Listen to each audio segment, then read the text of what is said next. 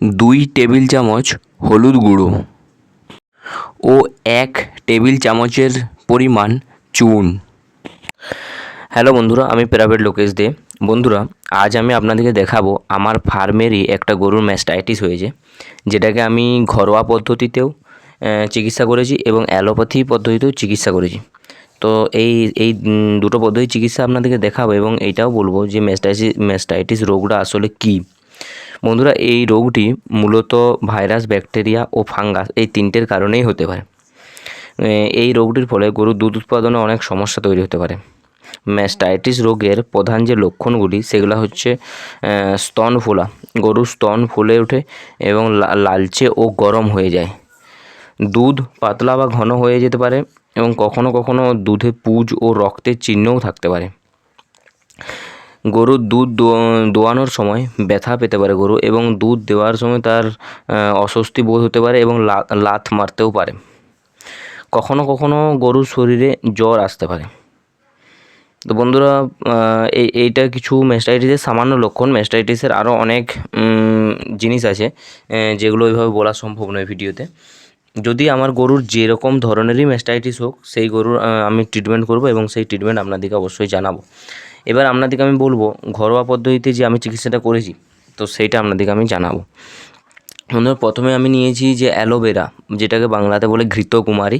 অ্যালোভেরার যে জেলটা, মানে ওটার যে ভিতরটা থেকে যে জেলটা বের হয়, সেটা 250 গ্রাম। আর হলুদ গুঁড়ো হচ্ছে 2 টেবিল চামচ, ঘরের যে রান্না করা যে চামচগুলো হয় সে 2 টেবিল চামচ। আর চুন হচ্ছে 1 টেবিল চামচ।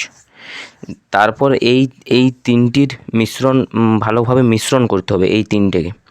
তারপর আপনাকে আপনার যে গরুটার ম্যাস্টাইটিস হয়েছে আলানে, তো তাকে সেটাকে লাগিয়ে দিতে হবে।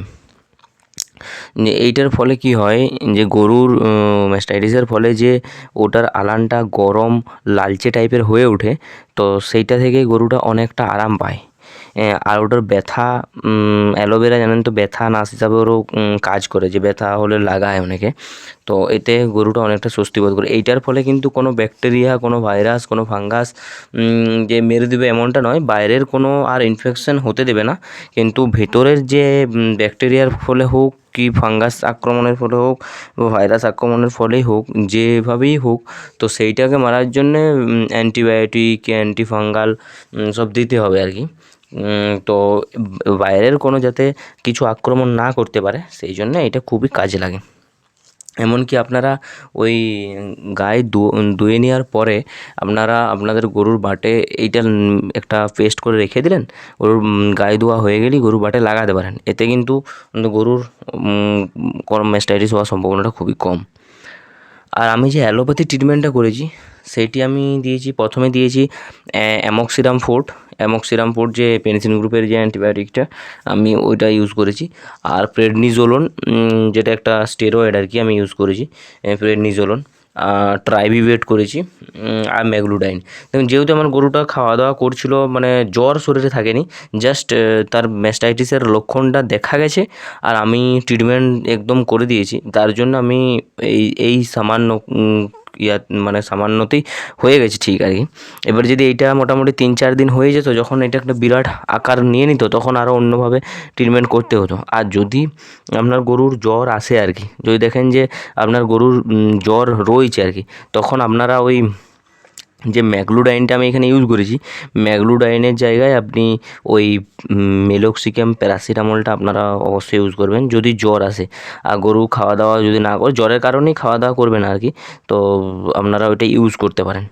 বাকি আমি এর বাইরে এই অ্যামোক্সিলাম ফোর্টটা হিসাবে 3 দিন, যে কোনো অ্যান্টিবায়োটিক এটা 3 দিন দিতে হবে। তো অ্যামোক্সিলাম ফোর্টটা আমি 3 দিন দিয়েছি, যেটার কারণে এখন গরুটার দুধ অনেকটাই কমে গেছে। তো আস্তে আস্তে এই দুধ আবার বেড়ে যাবে, ওটা নিয়ে সমস্যা কিছু নয়। তো এই ছিল ম্যাস্টাইটিস, আমার গরুর ম্যাস্টাইটিস হয়েছিল, জাস্ট যেটার ট্রিটমেন্ট আমি খুব খুব সহজভাবে করে ফেলেছি।